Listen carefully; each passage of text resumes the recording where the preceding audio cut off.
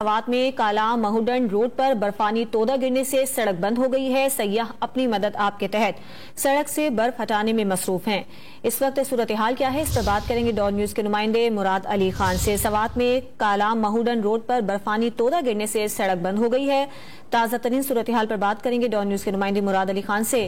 مراد، بتائیے گا کتنے سیاح پھنسے ہوئے ہیں اور روڈ کب تک بحال کر دیا جائے گا؟ جی بالکل، یہ سوات کا سیاسی مقام ہے کالا مہوڈن روڈ، جہاں پہ 3 روز قبل یہ برفانی تودہ گر گیا ہے، اور ابھی تک جو ہے جو مہوڈن روڈ ہے وہ ہر قسم ٹریفک کے لیے بند ہے۔ سیاح بڑی تعداد میں وہاں پہ پہنچ گئے ہیں، سیاح بھی برف میں بند گئے ہیں، اور سیاح اور مقامی لوگوں نے خود اپنے مدد کے تحت جو ہے کام شروع کیا ہے، اور برف ہٹانے کا کام جو ہے وہ اس میں مصروف ہے۔ سیاحوں نے یہ مطالبہ کیا ہے ضلعی انتظامیہ سے کہ وہ جلد از جلد جو سڑک کی بحالی کا کام ہے اس پر کام شروع کیا جائے، تاکہ ان کی جو مشکلات ہے اس میں کمی آ سکے۔ جی بہت شکریہ آپ کا مراد علی خان۔